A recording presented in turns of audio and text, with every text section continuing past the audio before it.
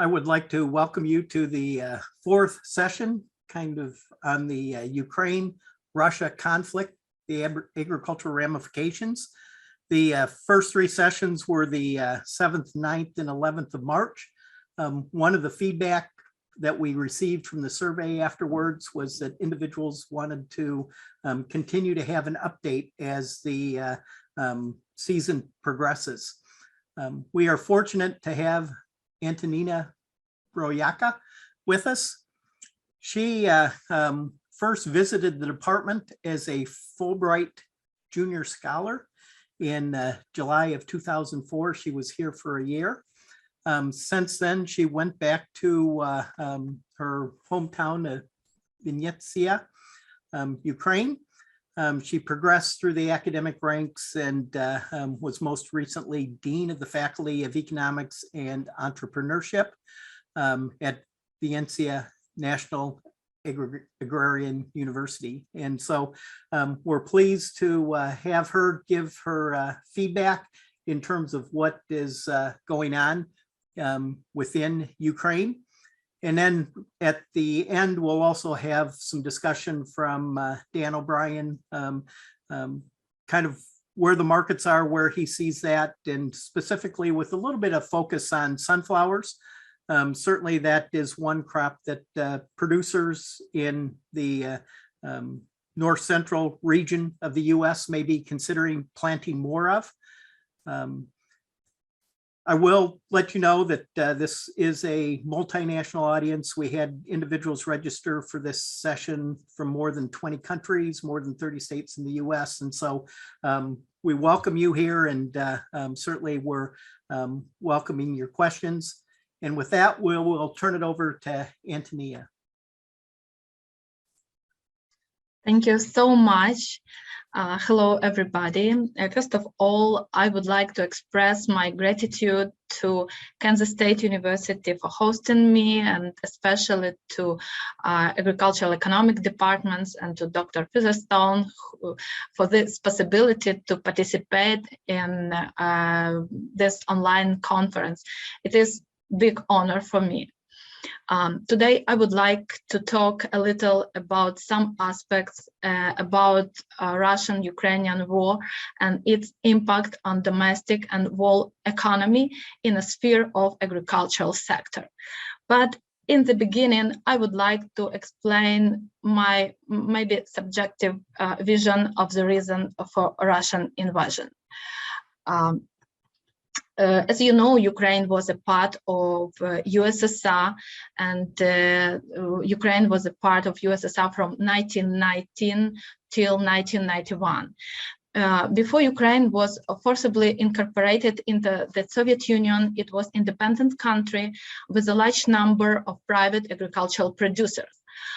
During the Soviet period, Ukraine has gone through terrible times.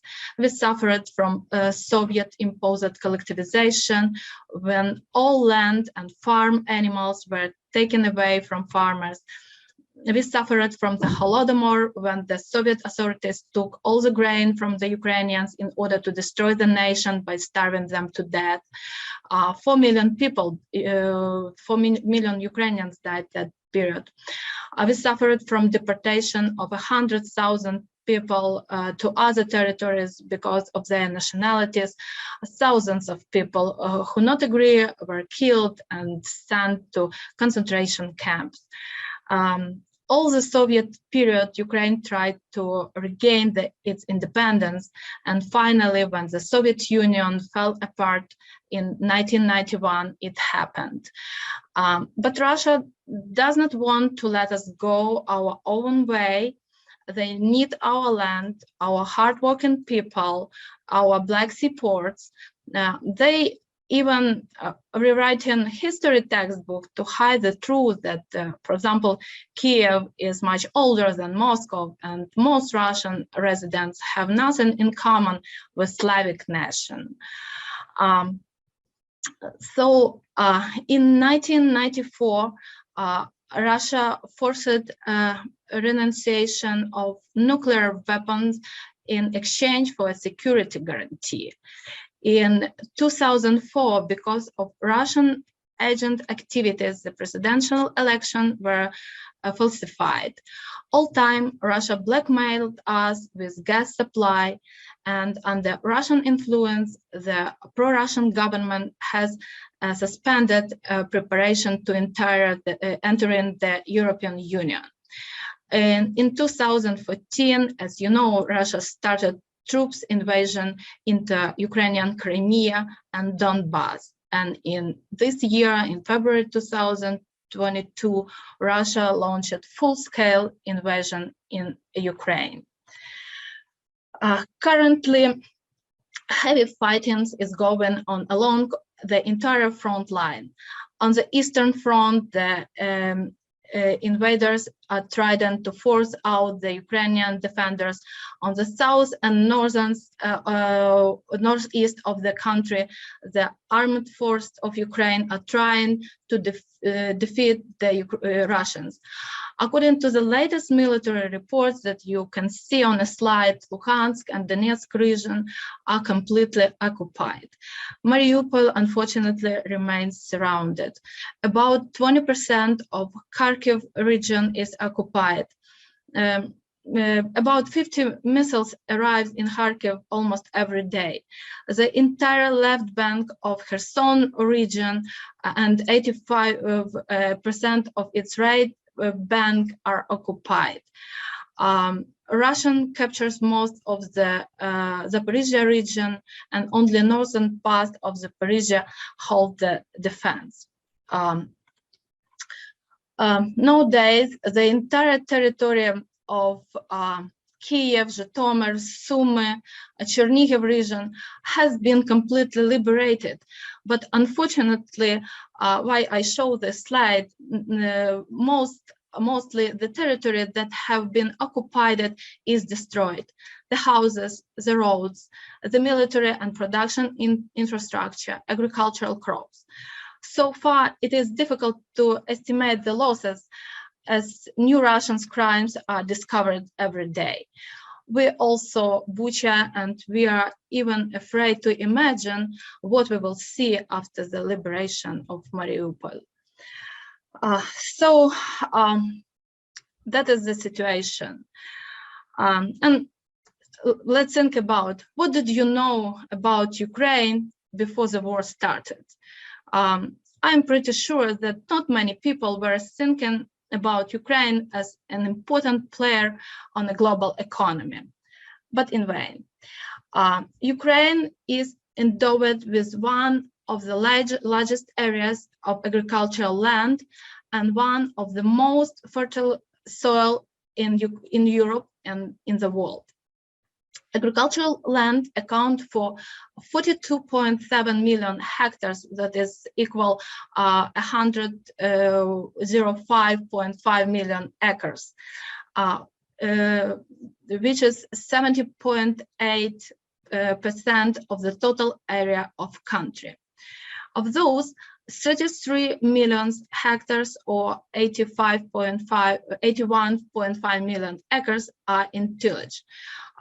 Compared to, for example, 21.5 million acres of arable land in Kansas, or 80 million or 44.5 million acres in France, or 29.6 million acres in Germany. So you can compare that Ukraine is pretty big. It's almost 3 times bigger than Kansas. Ukraine also owns a third of the world black soil stock, a very fertile soil that can produce high yields under good economic conditions. In addition, Ukraine is endowed with a strategic location with the access to agricultural markets of Europe, the Middle East, North Africa, including through Black Sea ports. Ukrainian GDP in 2021 was about $133 billion. Our real GDP per capita is around 4,663, but according to another approach, our purchasing power parity was around $14,000. That because we have lower income, but our prices are also much lower compared to the US, for example. The years 2014 and 15, when the Russian invasion started, were especially difficult and characterized by the loss of production capacity, intersectoral and logistical links in the interregional and foreign economic space, a restriction on access to energy, raw materials, devaluation of national currency, increasing investment risk. As you can see on the slide, the inflation rate, which is determined by price index, in particular the consumer price index, in this period reached the inflation rate, which is determined by price indexes, in particular the consumer price index, in this period reached its highest level and amounted 143.3%. The unemployment rate has also risen. However, 2016 was marked by gradual signs of overcoming the negative effects on the crisis. Real GDP growth compared to the previous year was 2.3%, which was achieved due to the revival of domestic investment and consumer demand. The recovery of economic activity was reflected in the growth of real average monthly wage by 9%, and the coming years there has been a positive through all the coming years there has been a positive trend toward real GDP growth and easing in inflationary pressure. Unfortunately, according to the latest World Bank's forecast as of April 10, Ukrainians' GDP will shrink by about 45% in 2021 because of the war. On this slide, I would like to present you that both economies, Russian and Ukrainian, were affected by the Russian invasion into Ukraine, Crimea annexion, and military takeover of Donbass. Both countries showed a near-perfect correlation since USSR collapse. Russian invasion in 2014 cut Ukraine's GDP by over 50% from its all-time high in just 2 years. Though Russia's economy is about 10 times larger than Ukraine's in terms of GDP, but Ukraine's GDP grew 70.8% from 2015 till 2020, while Russia's advanced only 8.8% in the same time frame. Therefore, Russia must understand that its losses from this war will be no less than Ukraine and will be estimated at $1 billion. According to the forecast of the Polish Economic Institute, the annual losses of the Ukraine economy by the end of 2022 will exceed at least $250 billion. Sanctions and the economic crisis will lead an economic downturn in Russia of up to 20%. So let's return to the analysis of Ukrainian economy. As you see from this chart, the agricultural sector has been and remained the main growth driver of the Ukrainian economy. It is the base It is the basis of ensuring food security of the state and its economic development. According to the results of 2021, agriculture gave a highest percentage of GDP among all branches in Ukraine, more than 10%. Besides, agriculture showed the highest increase in production in 2021 by 14.4%. The agricultural sector employed about 20% of all employed workers in the national economy. As you can see, another branches of Ukraine economy are trade and manufacturing industry. You can see that wholesale and retail trade, together with repair and motor vehicle and motorcycles, both have like the share of 13%, 13.83%. But if we would divide it to separate branches, it would be much less than agriculture. So agriculture is the number first. In recent years, the structure of agricultural products is dominated by crop production. Its share ranges from 77 to 78%. I just want to tell you and that you would understand in Europe and in Ukraine, we put instead of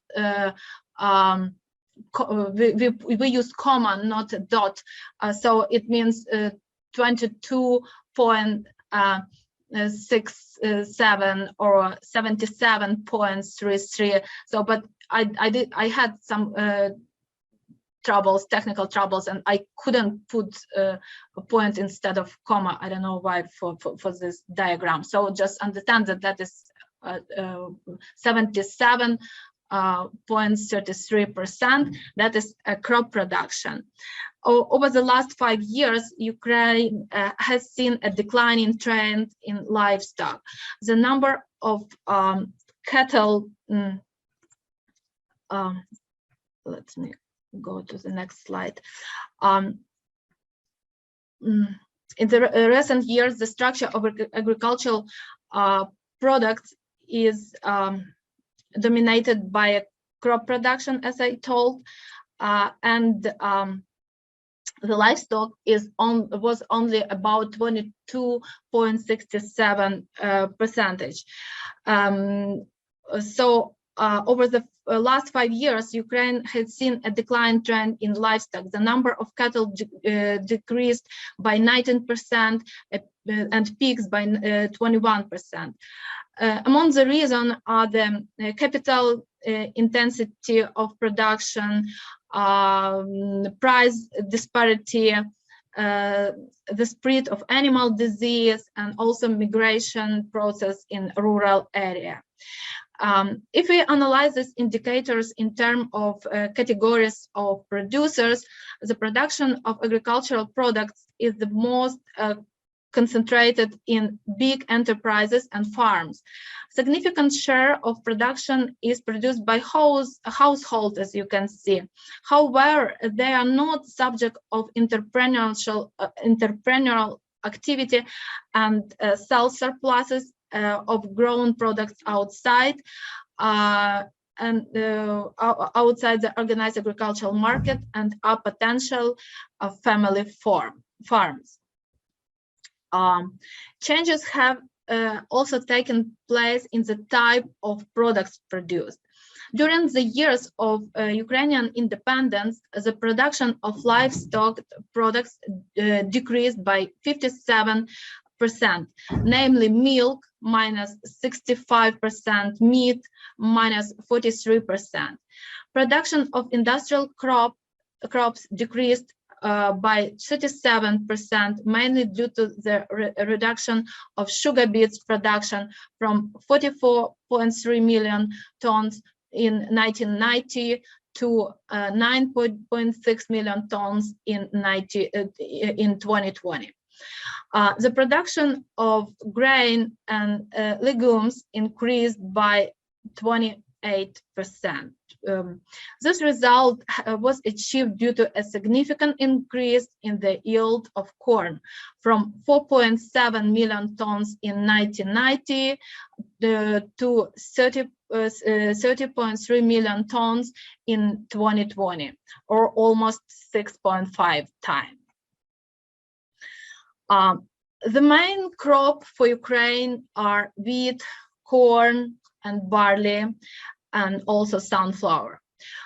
Wheat, corn, and barley amount 94% of cereal and leguminous crop, and their planting area, volume, and production and yields have constant growth trend.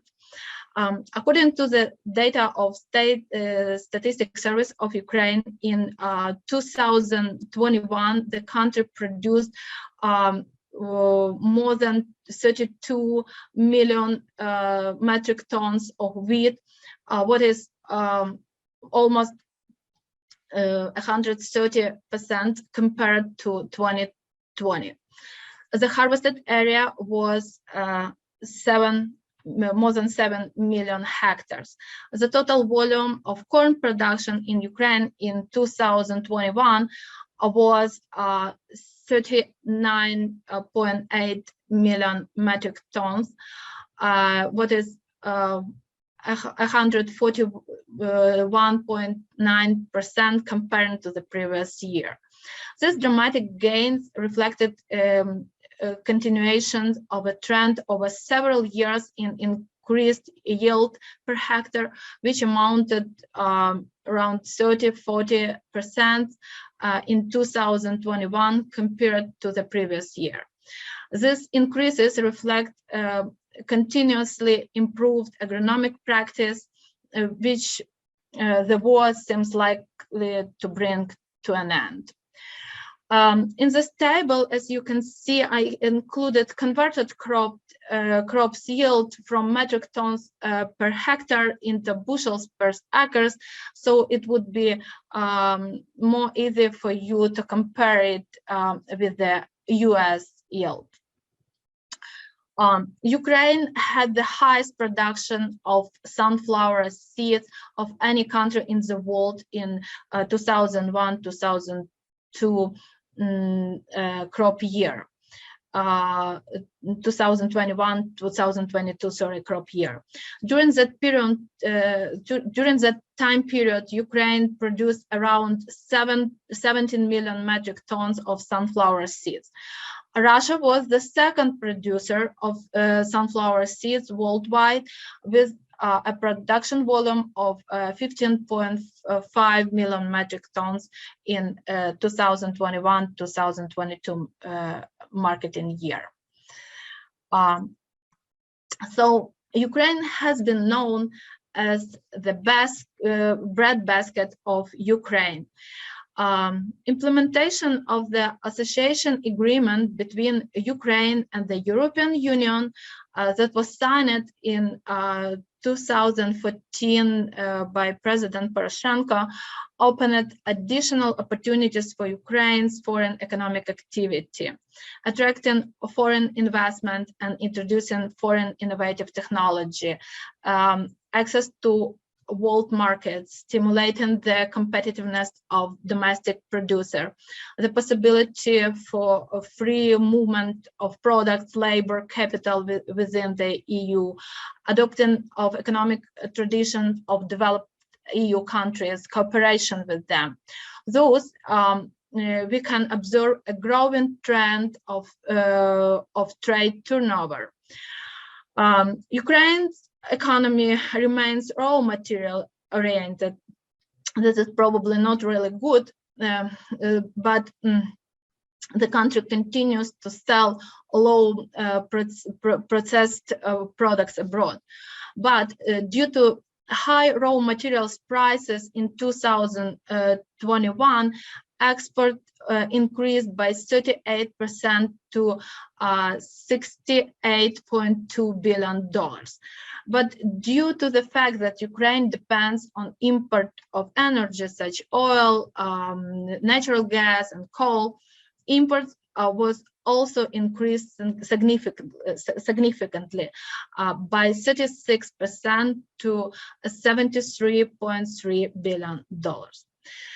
In recent years, Ukraine has had a negative overall trade balance, but the agricultural sector is the only one that permanently shows a positive balance. According to the result of 2021, the foreign trade turnover of agricultural products and foodstuff increased by 24% compared to 2020 and reached over $35.4 billion, or 25.1% of total foreign trade turnover of Ukrainian goods. At the same time, agricultural products were exported in the amount of $27.7 billion, or 40.7% of total export of goods from Ukraine, which is 25% more than in previous 2020 years. The main importers of Ukraine grain is in a monetary terms are China, Turkey, the Netherlands, India, Spain, Indonesia, India, Saudi Arabia. Export of four main products, sunflower oil, corn, wheat, and barley, to those countries brought to Ukraine budget more than $19 billion. Our main import is petroleum products and gas, and this actually kept us dependent from Russia for many years, but have learned the bad lessons from Russia in 2014. Ukraine began to phase out Russian gas and diversify its import and develop own mineral deposits. Among grain, the main ones for Ukraine are corn, wheat, and barley. In 30 years of Ukrainian independence, due to growing competition, wheat and barley have become less profitable, which has reduced production by 16% and 40% respectively. In the same time, the export increased significantly. Corn shows the opposite trend. During the years of independence, its production has increased several times, which has allowed Ukraine to take an honorable place among the world leader in grain export. The share of Ukrainian wheat export in a global export for the last few years was 20%, to compare Russia up to 16%, corn 16%, Russia only 2%, and it is Ukraine have fourth place in the world for those grain export. Having taken the bottom, oilseeds become more profitable than grain crops, which lead to an increase in acreage and increase in production by several times. The main crops among oilseeds for Ukraine are, of course, sunflower, what is common for Kansas, favorite flour, and production increased 5 times. On the positive side, the majority of sunflower seeds are used to produce sunflower oil, which Ukraine ranks first in the world in terms of export. As a result of the 2021 season, Ukraine exported 5.75 million tons of sunflower oil. Most of the products was exported to the European Union, it's around 32%, India 32.5%, and China 15.3%.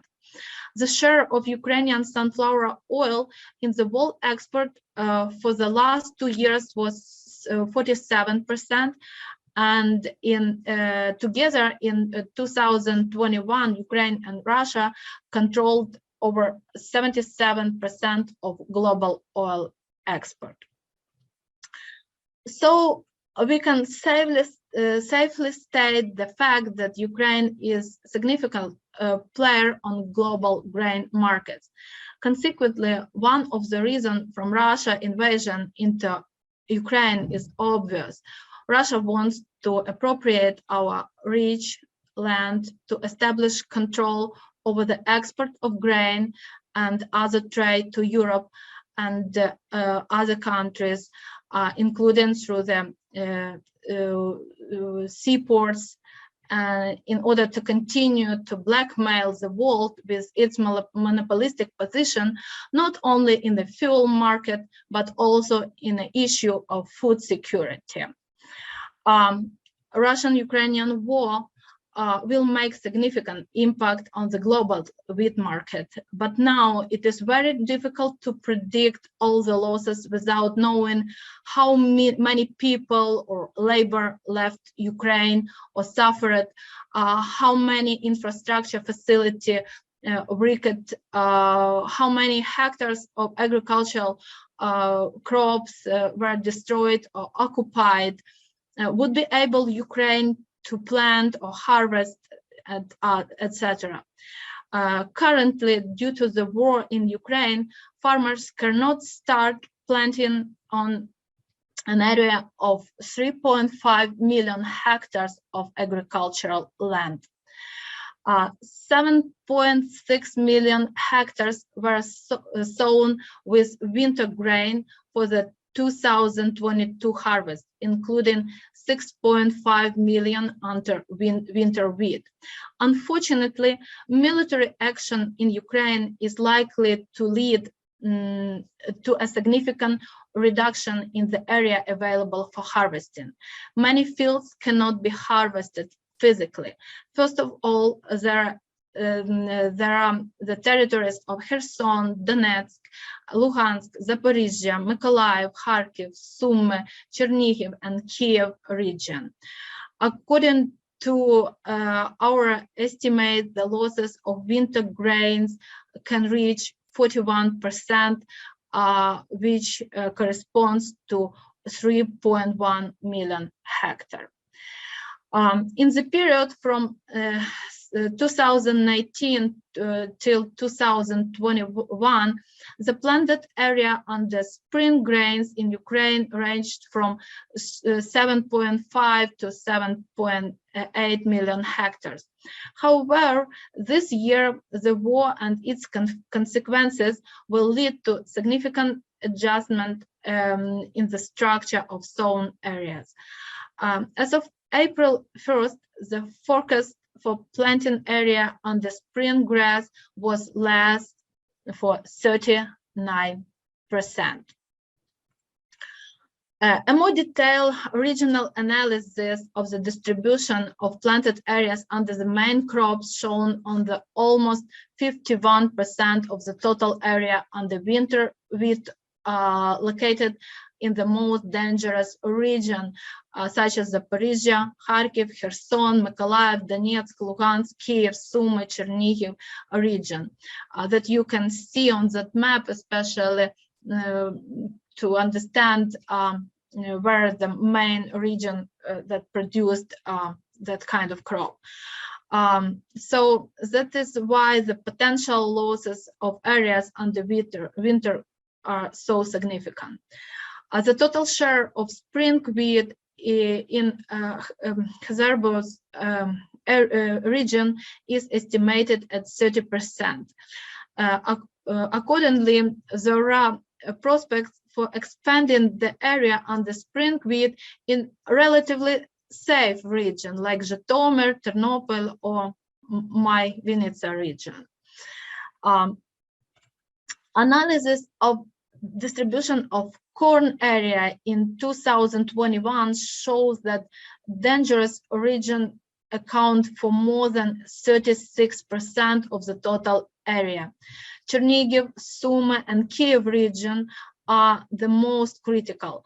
It is obvious that this year those regions will emerge from the leaders in corn production, and it is unlikely that is a relatively safe area, there will be an expansion of corn crops to compensate for areas not available for cultivation.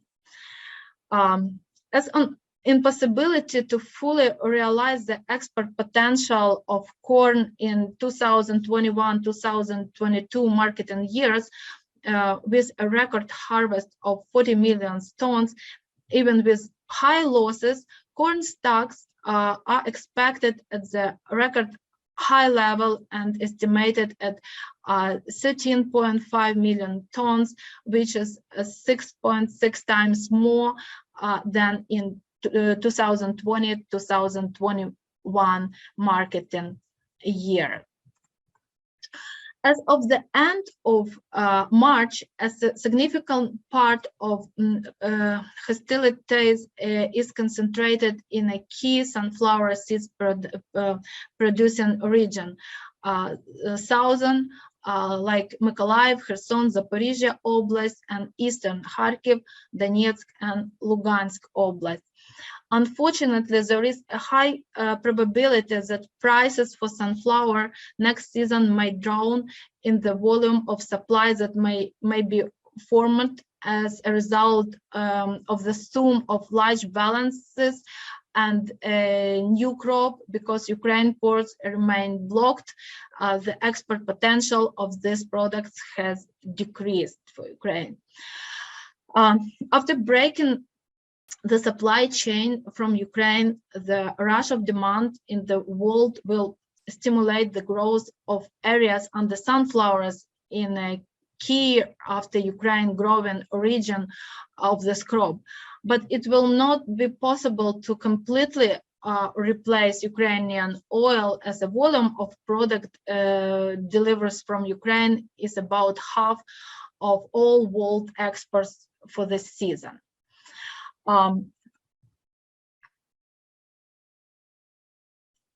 Total production of grain and oilseeds in 2022 is forecasted at 53.3 million tons, which is 51% lower compared to record crop in the previous season. At the same time, the volume of production is enough to meet domestic need, at least for now, to meet domestic need of Ukraine, but not enough to guarantee global food security. As on April 7, according to the operative data of structural subdivision of military administration, 23 regions of Ukraine have started sowing spring crop, except, of course, for Lugansk and some Donetsk regions, where hostilities are taking place, particularly on the whole territory. All categories of farm that sown for now, as of April 7, you can see on that slide that kind of spring wheat, 113.5 thousand hectares, spring barley, 550.8 thousand hectares, etc. So in a total, it's sown like 1,074,000 hectares. That is less than 10 or expected, less than 10% of expected crop area. Or I converted for your convenience, is to acres. Ukrainian agricultural producers are the least supplied with fuel, as you can see, is 60.2% of its necessity. In second place is nitrogen fertilizer, like 68%, and on the third means of plant protection, like 70%, 70.6%. The best situation is with seeds, 76.7%, and complex fertilizers 79.8%.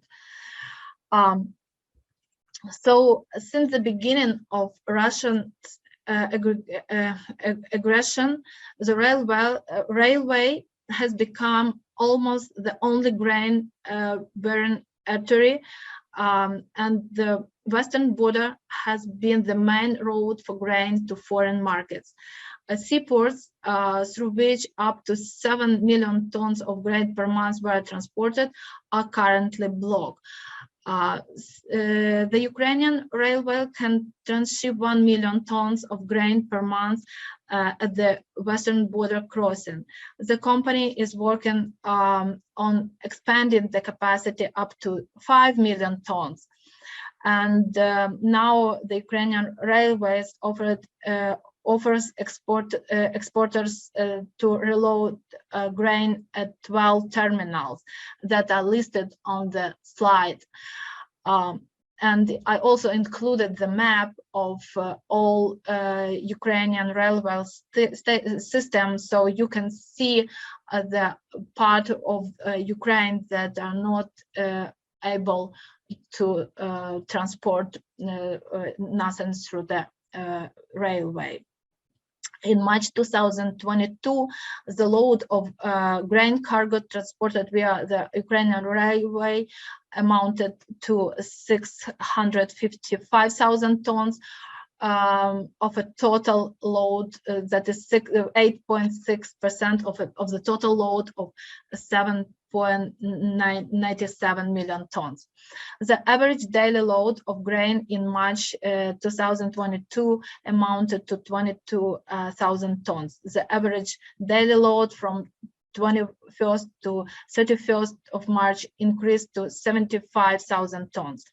For comparison, in March 2021, shipment per month amounted to only 77,000 tons grain. So grain cargo for export amounted to 415.9 thousand tons.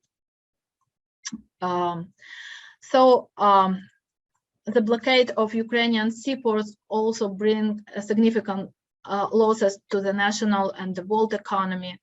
And according to the interview of a Prime Minister of Ukraine, Denis Shmyhal, almost 90% of grain accumulated as of early April in granaries, elevators, and warehouse cannot be exported due to the blockade of Ukrainian ports, and the export of existing surpluses would give Ukraine around from $7 to $10 billion.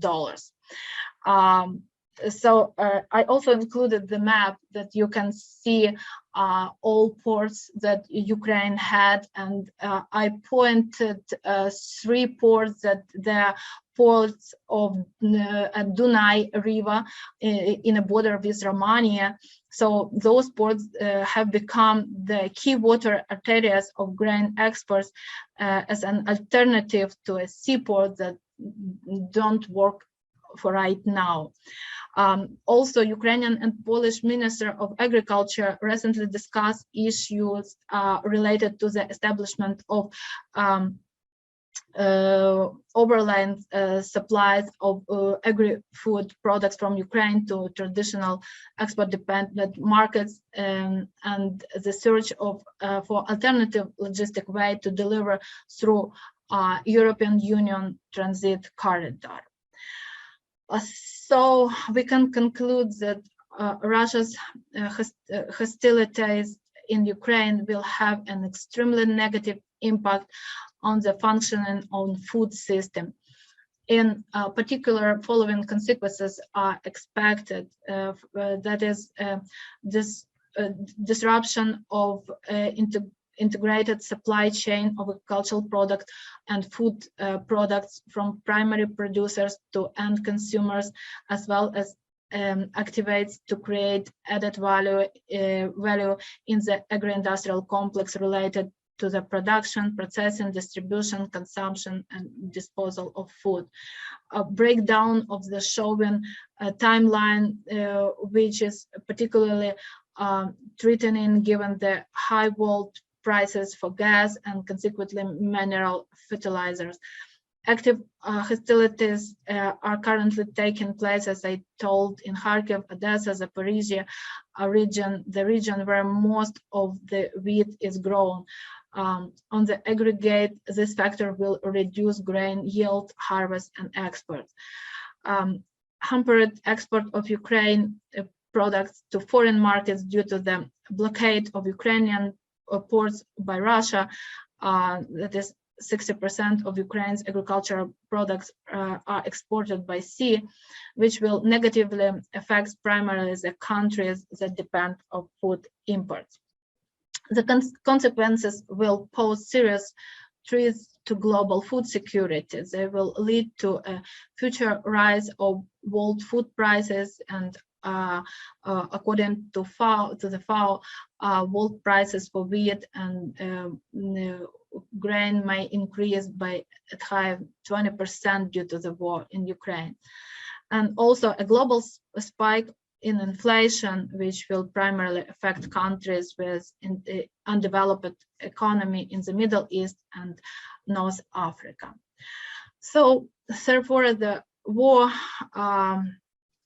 the Russian-Ukrainian war, has a long-term impact on the world market and will lead to repatriation of the market share of market players, the formation of new supply chains, changes in the pricing mechanism, etc.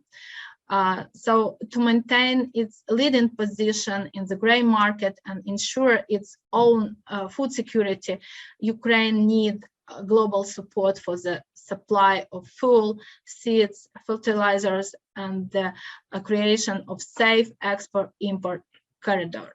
But above all, Ukraine needs peace.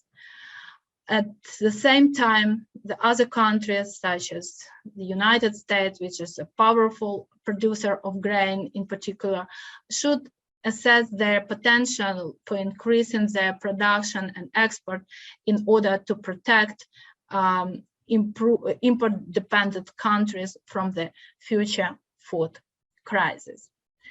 So that is what I wanted to present to you, and thank you so much for your attention. And if you have any question, I would be happy to answer, and I could pass my talk to Daniel. Let's go ahead and take some questions for Antonina at this point in time. If you have any questions, there were a few out there. In terms of, one was the availability of imports for the 2022 spring crop planting. I think your slide had that it was roughly 70%. Is that correct, Anya? Just a second. Do you mean, can you repeat, please, because I didn't hear it clearly. Okay. The question is the availability of crop inputs, fertilizer, diesel, seed for planting the 2022 crop. This slide. Yeah, that slide. And so what this is this is for the 2022 crop. Yes, yes, 60%. that is for now. This is for spring crops. And so the interpretation is that if everything could be planted, there would not be enough inputs to plant everything. Yes. So, but we still don't have enough seeds.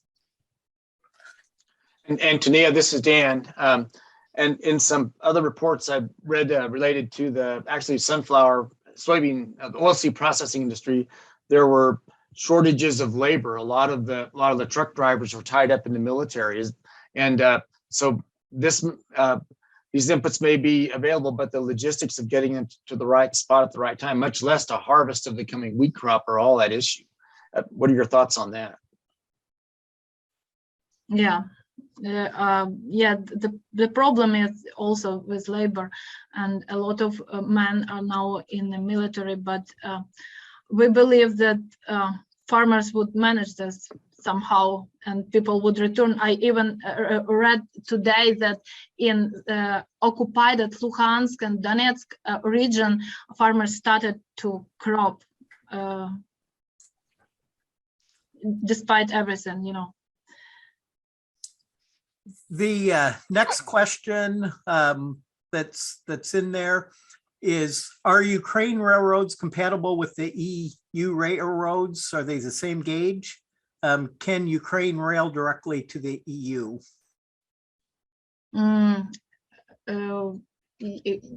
If we would go through Poland, you mean logistic, right? Yes. If we would go through Polish border or Romania, from that part, yes, we can reload this directly to EU. And if I can support you in that, I understand about 10% of their grain goes that way anyway, so it's a normal route. But again, it's the issue of the 90% that normally goes to the ports. That's the real challenge. Yes, but they are now currently trying to work on this point to increase this 5 times this possibility, and also to move some grain through this Dunai River through Romania. So I believe we can do this, because it will bring us extra money to our budget that are just stuck now. Thanks, Tanya. The next question is on this graph that you have up with the 1.07 million hectares planted. The source of that is the Ukrainian Ministry of Agriculture. Is this updated regularly, or how often is this information typically updated?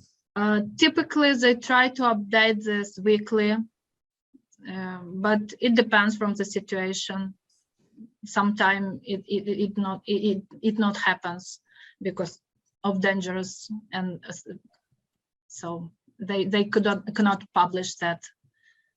But this was in open source.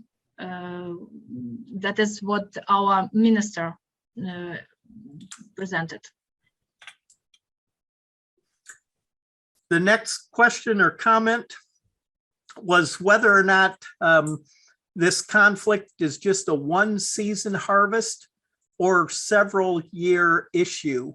The thoughts would be certainly fields that were in battle would have to be cleared to make it safe for planting, and then the labor issue. So what would your thoughts be at this point in time? And I know it's completely speculative with regards to just long-term in terms of, is this a 2 or 3 year thing? Is it a 5 to 6 year thing?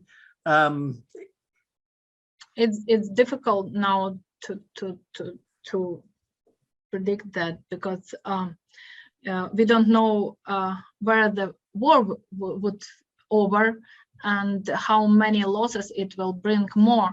But as for now, yes, we need at least few years to take all those means from fields and to rebuild infrastructure. And of course, we need a lot of investment to put on rebuilding countries. So my guess is at least from 3 to 5 years, but it could be worse. I mean, if the war would spread out further, so it could be longer. But that is my subjective opinion. I mean, no, and we understand, but you're much more of an expert than we are in the middle of Kansas, and so we do want your thoughts on that. Alan, if I can comment, Antonina, you mentioned the rail systems, and there's been a lot of damage to that. So even if we're able to produce crops in the fields with the effective inputs, that particularly through the wheat production region, right through the area of most of the military conflict, it will take a fair amount of time, a year or more probably, to repair the rail system just to get grain in quantity to the ports if you have access to them. So yeah, so in this way we can use trucks, you know, But of course, it was more common for us to use railway system. The next question is, any idea on how the war is affecting Russian agriculture? The sanctions in that, in the ability to export egg products. Do you have any thoughts on that? I probably need to study a little bit more that question, because I was concentrated more on my country and economic impact of my country. But I'm pretty sure that because of sanction, it would also have a significant impact into Russian agriculture, because they are also a large producer of sunflower seeds, sunflower oil and grain. And if other countries will stop buy that products from them, that surplus will just stuck in Russia, and their domestic prices will go down. So I believe it happened. No. Antonina, Thank you. I can help on that. If you look at the daily market news results that are announced, there seems to be still a pretty active market for Russian wheat. It may not be going to the same places, because of selectivity on the part of buyers. But Russian wheat bids are active. They're going to a number of the countries that they had before. But the sanctions are probably an issue when these countries look to exchange currencies and do things like that and try to arrange financing. One issue that is really coming into play, it has to do with what insurance providers will do for ships that go into the Black Sea region, just because of the danger of going in there. So that's raised the cost for Russia as well to ship their grain out. Yes. The next question is how do the ports near Romania get their products out of the Black Sea? Are they able to export out of those ports, or is that blockaded by the Russian military further south? No, for now, those three ports that on that map, they work, and we can bring some grain there through railway, Ukrainian railway, and with trucks as well. So they are operating. Good. Another question was on the railroads, especially going to Poland. There's a goal to increase that by 5 times the amount of product being carried there. Is that a realistic goal, or what types of logistics would need to occur for that to happen? As for me, it could be realistic, but just we need more train, more facilities just to move this back and forth. So, but yes, I think it's possible.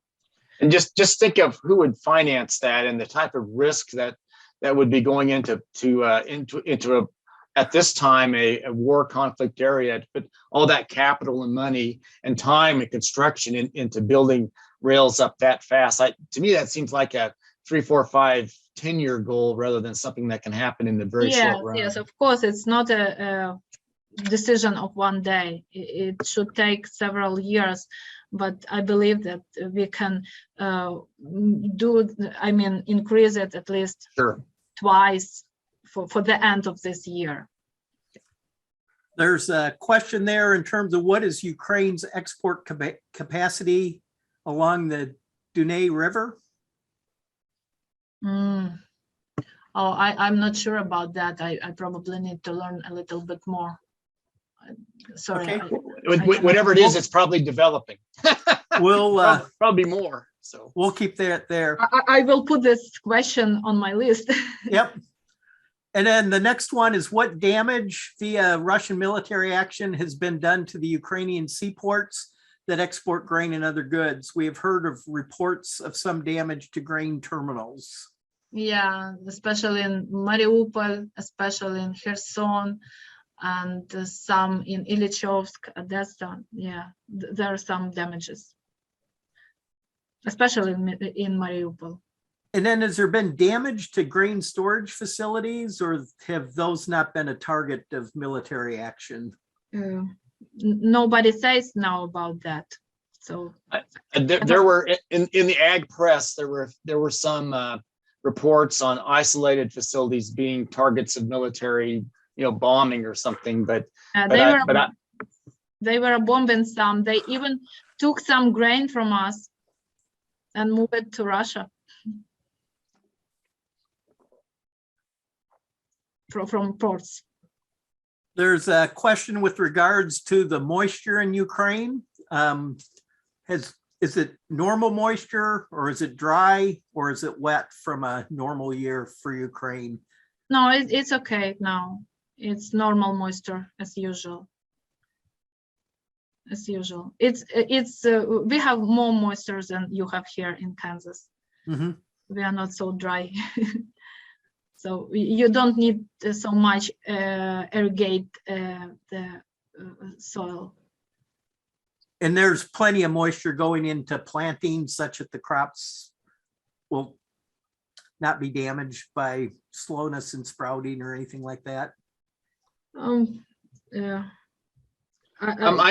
We have looked at moisture maps here of late, and that there was an article that came out talking about the possibility of future dry conditions coming into that, but I don't think there's, just as you're saying, Antonina, I don't see reports of really widespread drought in that part of the world right at the current moment. But stay tuned. In all these areas, it can happen, or we'll have to see what the weather brings. Yeah. And then there's a question, what percentage of last year's wheat crop is still in? And I assume that means that it's still in storage. And so any idea in terms of how much of the Ukrainian wheat crop has not been sold yet, that it's in storage? Yeah, actually, just yesterday at night, I found some information that says that for the March,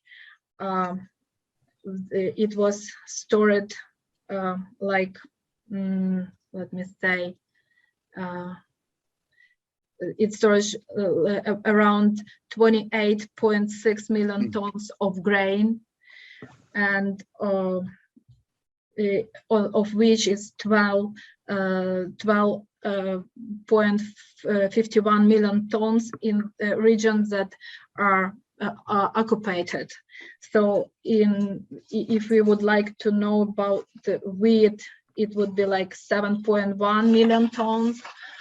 Corn, 12.68 million tons. Barley is 1.1 million tons, and rye is around 0.15 million tons. So, and if I could support you in that, Antonina, in the last USDA WASDE report, the USDA World Agricultural Board indicated a pretty sharp increase in stocks for some of these crops in the country, basically because of the stoppage of the ability to export it. So stocks had grown, had jumped a fair amount for some of these major crops, mainly because the normal pace of sales had been interrupted about halfway through the marketing year.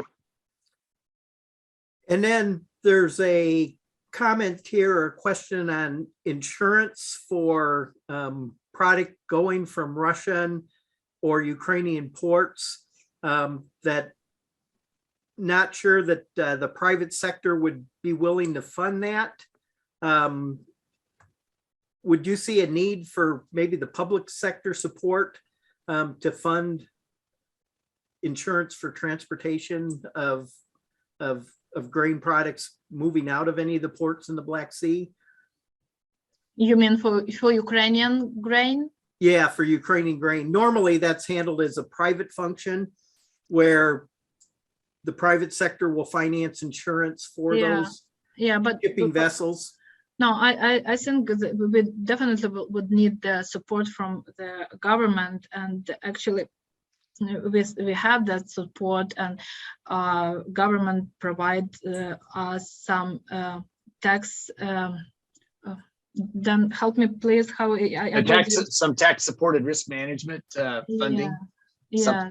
That would be a real conundrum to think through, in that to have say a UN group or some other group, probably maybe not the new UN, but a group of other nations provide insurance for vessels going into a war conflict area.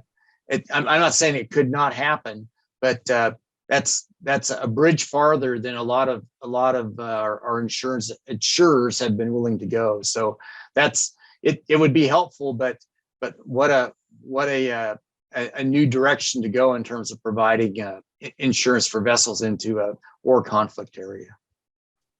And then I think there's one last question, and then we'll turn it over to Dan for his presentation. But you made a comment that Ukraine has 1/3 of the world's good quality black soils. Could you maybe expound on that a little bit? Oh, I told that a third place in the world. Okay, it's in 3rd place in the world for the amount of black soils. Yeah. Okay. Hopefully that clarifies that, Matt. And Ukraine has been known as, it's called the breadbasket of Europe for good long time. So well known as a strong agricultural area.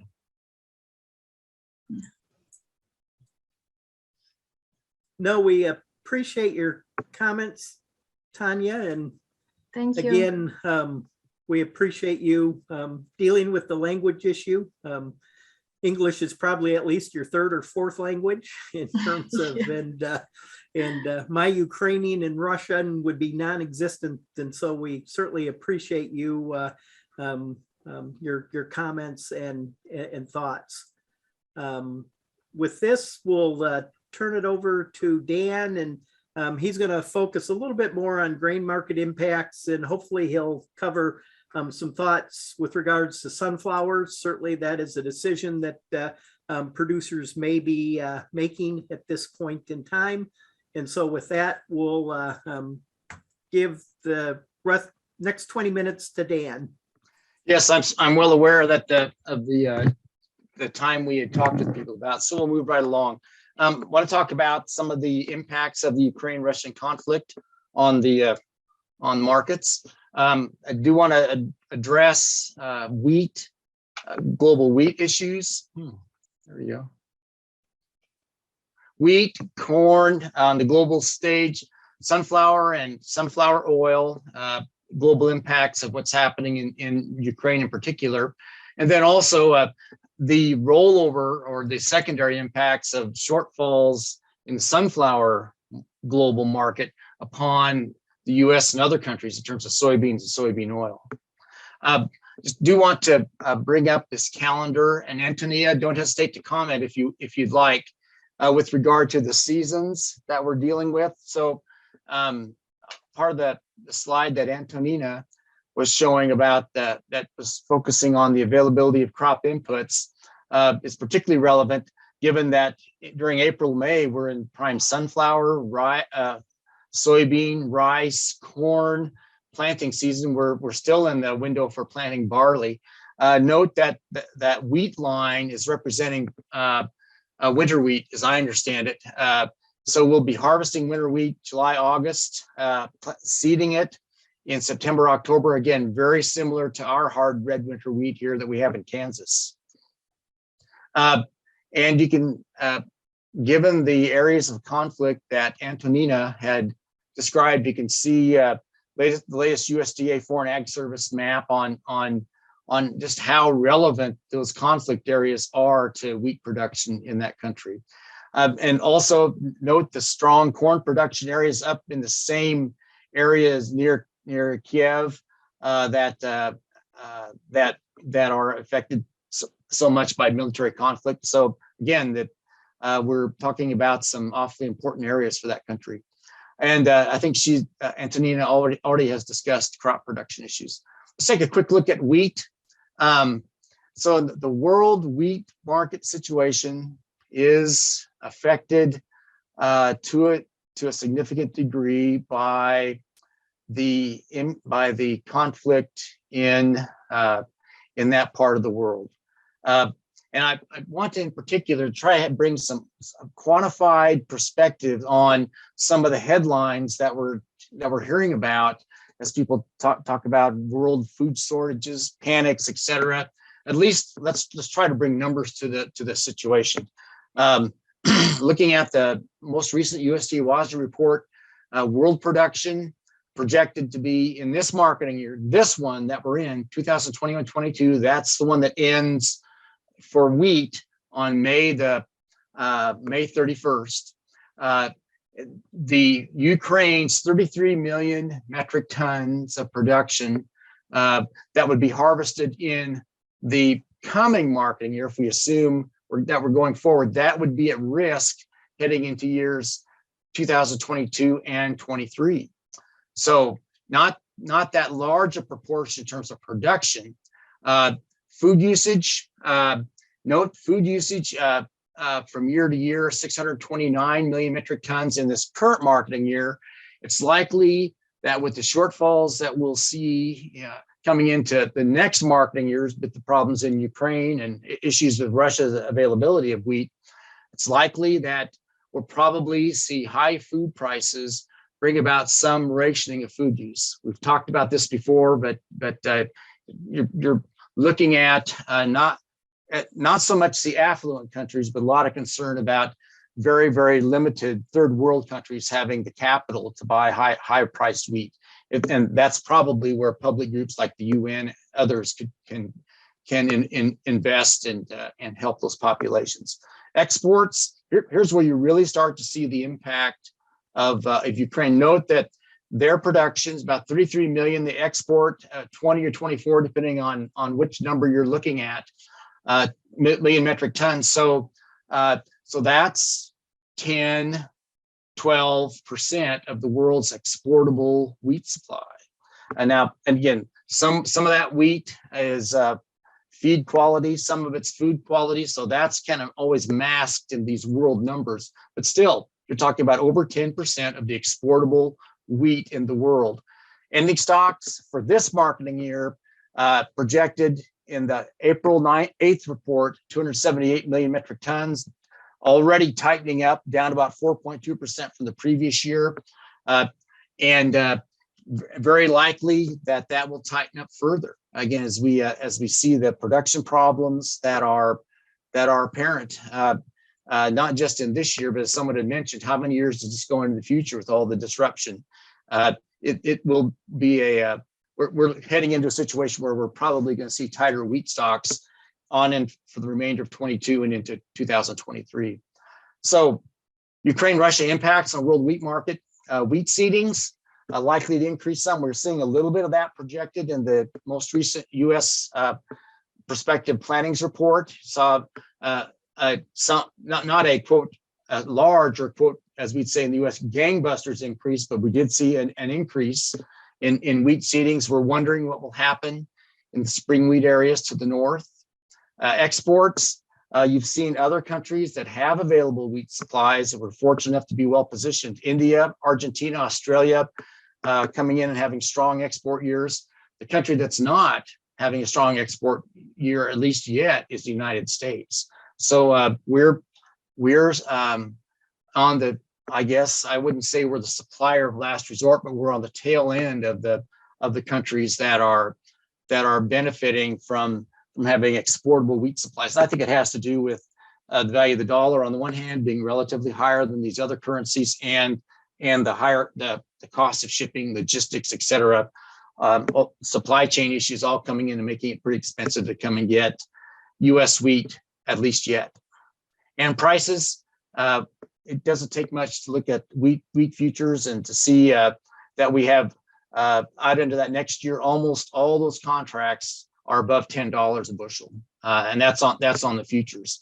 When I plug in the prices to project them with basis assumptions, the price projection for the next marketing year is over 10. It's closer to 11 plus. So I don't know if we'll actually get there, but that's the type of uncertainty being expressed right now in the futures market and wheat futures with regard to where things would go. I would note, again, coming out of that most recent USDA report for wheat, that you do see increases in production for Australia and the European Union, fortuitous in a year like this. Note, you do see cutbacks because of dryness, ostensibly, I think, in Russia from last marketing year to this one. Ukraine, they had an increase in production, but the question will be how much of that 33 million metric tons, and that was harvested, a lot of that was harvested last fall. There's still X amount of that, 20-30% plus, that's sitting in granaries in Ukraine because they can't move it. And Kazakhstan's had dry conditions also. And note China, India, pretty strong year at ability to export, and China as not really an exporter, but supposedly in decent shape in terms of crop. I did want to show this Antonina projection of this would be our projection. The USDA will come out in the May report and give their projection as to what things will do. But note in this projection for Ukraine wheat supply demand that if you look at the 21-22 marketing year, look at the I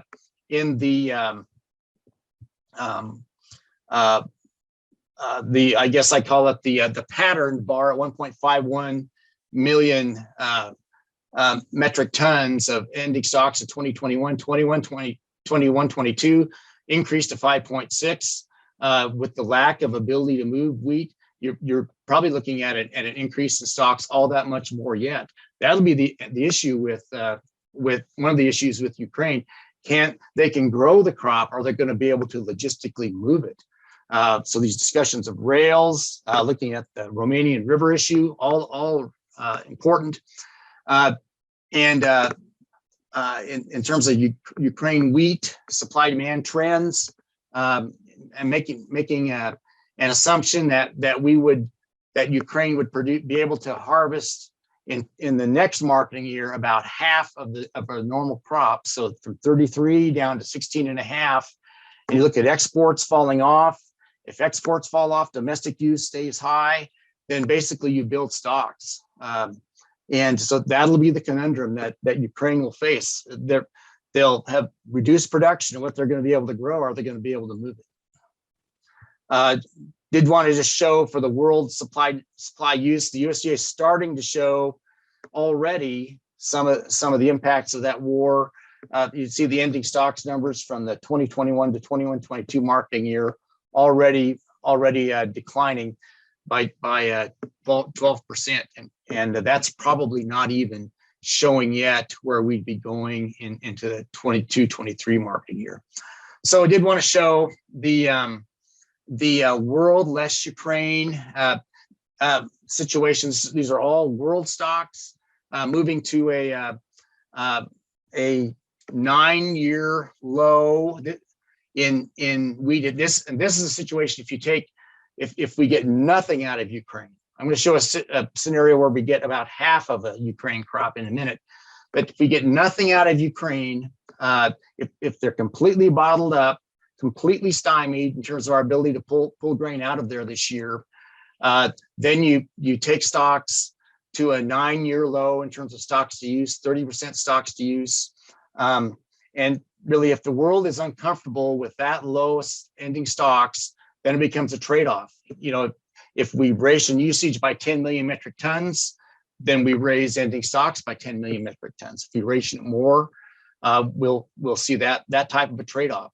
So as an economist, I say that so dispassionately. Well, we'll ration. Well, there's a lot of people that will personally be affected by that in a very negative way if we have to raise the price of world raises the price of wheat enough to actually ration usage that much to maintain those stocks.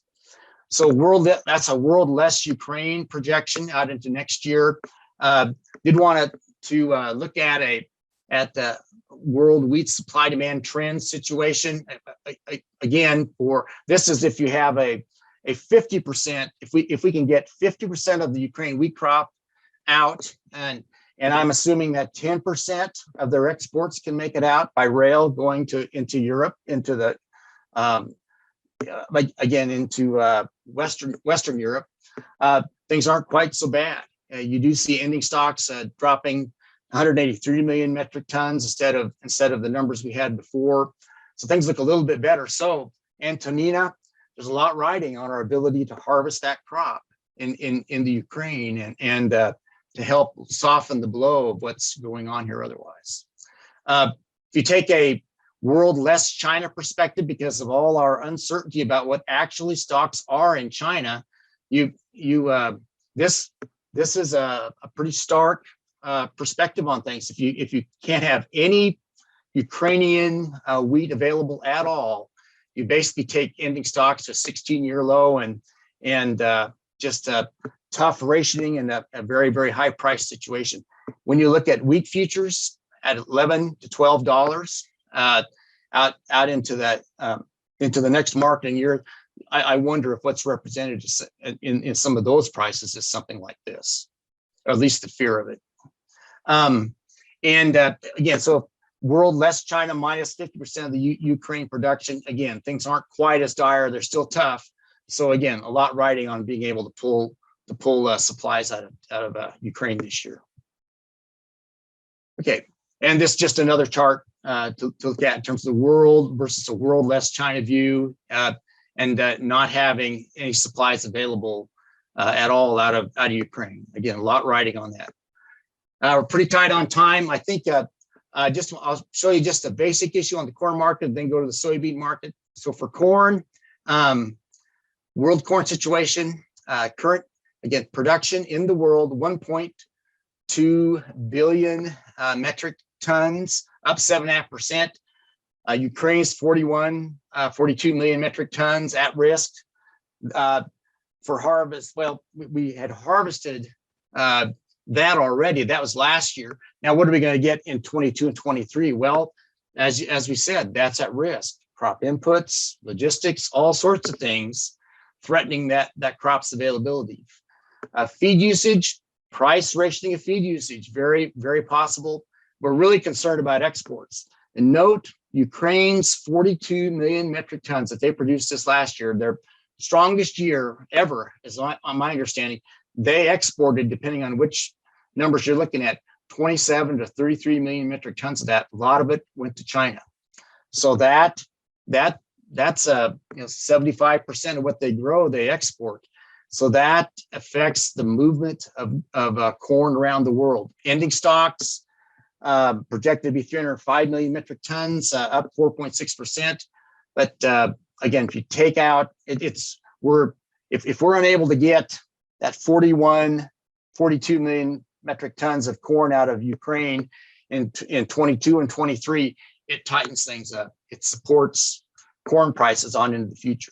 Impacts, amount of corn planted in the world would tend to be higher. We didn't see that here recently in the U.S. stocks report, projected plantings report, but Ukraine logistics, fuel, crop inputs are all in question as whether Ukraine can actually participate in that.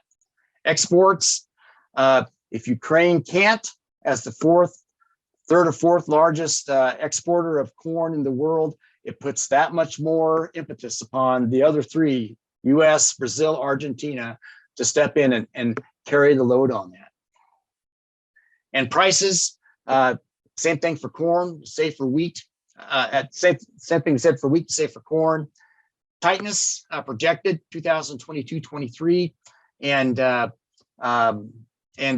tightness for sales, tightness on demand pull for inputs. So along with high-priced outputs, the demand for inputs to plant these crops will also stay there. So it looks like that the cost side will also be supported. Again, we're pretty tight on things. On time. I do want to go to main for Ukraine.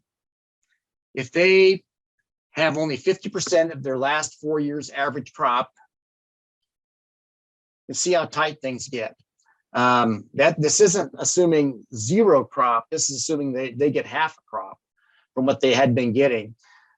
Production down to 18 million metric tons for 22 marketing year. Note the growth in stocks again, and domestic use still staying strong. Exports falling off precipitously. Basically, I'm assuming they're able to, unless something changes, they're going to be able to export about 10% of their normal grain out of the country. And note though, there's world corn supply demand estimates with all of Ukraine taken out, and note that there's the loss in Ukraine production. We're assuming to start with usage unchanged in the world, lower exports, tightening of stocks. So and with that, you'd have a 10-year low in stocks to use.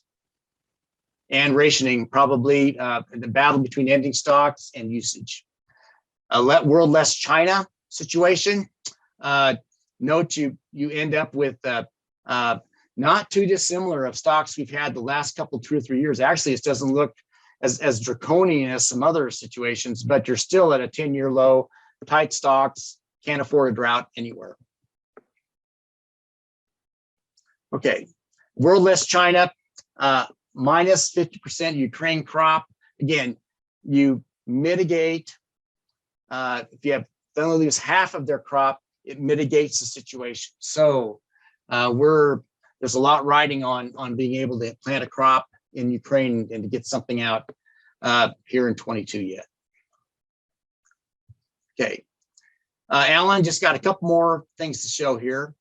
For sunflower markets, we've looked at where affected by the same areas, not as much as corn up in that north central part of the country by war conflicts, but you can see where sunflower's grown. We talked about this before. The world market in 2020 for sunflower oil exports, Ukraine handled 44% of it. Russia, 20-some%.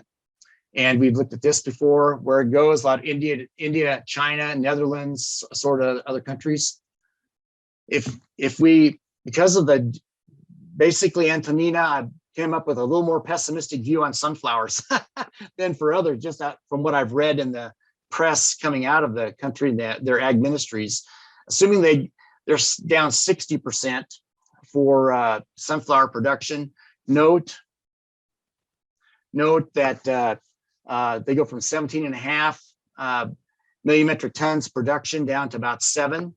Exports, Ukraine doesn't export sunflowers as much as they process sunflowers and export the oil. But note there that stocks have grown quite a bit for sunflowers in this last report. But there was a statement that I had come across that said, someone's commenting on the world oilseed market, and they said that they can't replace what's lost out of Ukraine sunflower oil, that it's going to crunch the market and cause major problems, and it has. Note the world sunflower market does tighten up, and note here, especially on the stocks, we basically go to almost, we're quotes sweeping out the bins in terms of world sunflower stocks, and with what's happened here. And finally, just a mention on soybeans. Not many soybeans grown in Ukraine, but in the last week we saw a 10-fold increase in 1 week over the pace the U.S. needs to meet its soybean oil production estimates at something like 50,000 pounds, is my understanding. And they need 5,000 to 6,000 to meet the USDA's projection. So this came as a shock to the soybean oil market in 1 week, and it's indicative of this situation of how the shortfall in the in the sunflower market, because of what's happened in Ukraine, is coming and affecting these other oilseed markets. Exports fairly strong remaining, and just note ending stocks already in this marketing year, before we account for where we go into the next one, already tightening up 13.5%. And you can see China with some of their impacts. So Alan, with that, I think in terms of the thunder or what I can say on that, that's probably getting right at it then. Well, I just want to say, just to reiterate that there's a lot of discussion from informed and uninformed sources about coming food crises and et cetera. And Alan, my own opinion on that is that we have tight stocks, we have prices rationing these tight stocks, and market processes are at work already in trying to rectify the situation. And we're not saying we won't see problems, but we have the process to deal with the tightness is already in place. So we'll see where it all goes. See a question, where does that put soybean stocks to use in terms of historical? For the US, we've seen some years where we're below 3%, we're close to 2% stocks to use. And right now, the latest numbers that we have for US soybean stocks are projected for this market year 5.8, 5.9%. We're planning on, unless farmers change their mind, planning on about a 3 to 4 million acre increase in soybeans. So we're really not as concerned right now about us for soybean supply demand as we are on corn. Now the corn acres projected to be down about 3 or 4 million acres, and that's really got, quote, our U.S. market attention is probably more so than on the oilseed side. Sounds good. Unless there are any other questions, we want to be respectful of your time. We will be sending out a survey of this. And one of the things we would like you to ask on the survey is if there's specific things that we haven't covered that you would like us to cover. We'll probably be doing another one of these in a couple of weeks as planning progresses in the Ukraine. And so if there's specific things you would want us to address, put those in the survey that Rich will be sending you. We appreciate your time, and hopefully this has been beneficial for you understanding the complex geopolitical aspects and how they're affecting the prices across the globe. And certainly as this continues to evolve, the ability to feed the world's population will continue to be an issue to think about. With that, I believe that is the end of this, unless Rich has any final comments.